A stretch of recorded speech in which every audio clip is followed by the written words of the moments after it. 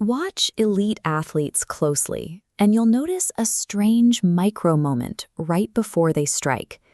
Before Pele takes his famous penalty kicks, he uses a distinct stutter step, a suspended fraction of a second where his forward momentum freezes entirely.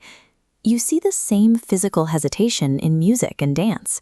In a flamenco zapateado, the dancer freezes in an instant of total stillness before their heels explode into a rapid, percussive rhythm. In Brazil, they call this the Paradinha, a little stop. It is a sudden pause in activity that creates a brief, deliberate space for reflective thinking. Neurologically, this pause acts as a threshold. When momentum stops, the brain finds the space to generate creative options, the exact point where the next movement is decided. From the soccer pitch to the dance floor, these moments prove that intentionality requires a pause. Creativity and rightness both emerge from the stop rather than from continuous momentum. Thousands of years ago, Socrates relied on this exact same mechanism to navigate complex moral choices. He described having a daimonion, a sort of inner voice or conscience. By his own count, this voice only ever interrupted him. It never told him what to do. It only ever told him when to pause.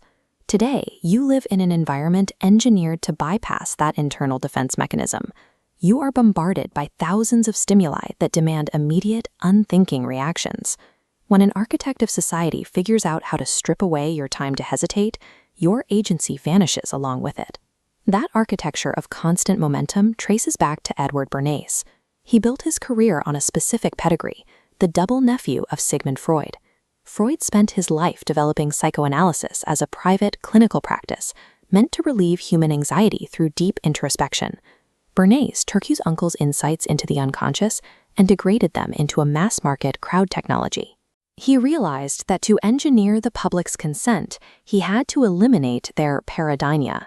If he could flood people with a continuous loop of psychological stimuli, they would never find the gap required for reflection.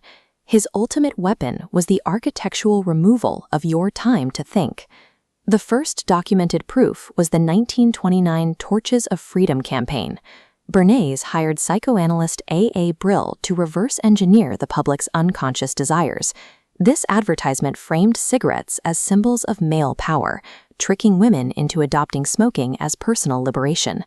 The visual language utilized specific shapes and colors, targeting human pleasure zones to manufacture raw desire before rational processing. Once proven on consumer goods, he escalated. In 1954, he sold this psychological framework to the United Fruit Company to facilitate a geopolitical coup in Guatemala. He manufactured consent by planting stories, staging press junkets, and flooding the American psyche with visceral fear of a Soviet beachhead in the Western Hemisphere. Whether selling cigarettes or a foreign war, the engineering of consent relies on destroying the quiet gap where human reasoning takes place. Bernays left behind a landscape defined by constant, manufactured desire. It is a system run on dark intelligence. Dark intelligence is highly rationalized intellect deployed to secure personal or group achievements, with no regard for the well-being of the people it manipulates. The direct antidote to this systemic manipulation is a framework of conscience dynamics, a structure built on kindness, goodness, and fairness. Bernays built a system designed to forcibly manufacture agreement inside of people. A healthy society requires shared consensus, agreement built collaboratively between people, without manipulation. But achieving a shared consensus is impossible in an environment actively designed to flood your senses and hijack your desires. You cannot simply out-argue a machine built on constant momentum and external rationalization. The only way to begin reclaiming your mind is to reclaim the paradinha. Listen to that internal voice when it tells you to hesitate. When facing modern psychological engineering, taking a fraction of a second to stop and reflect is the ultimate act of rebellion.